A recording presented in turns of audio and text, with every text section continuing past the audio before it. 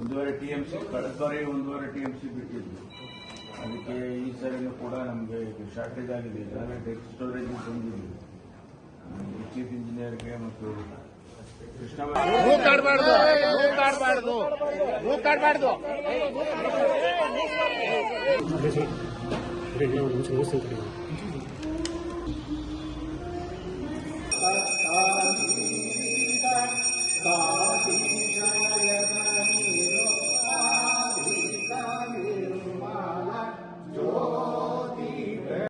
ಒಂದೂವರೆ ಟಿಎಂಸಿ ಕಳೆದ ಬಾರಿ 1.5 ಟಿಎಂಸಿ ಬಿಟ್ಟಿದ್ದು.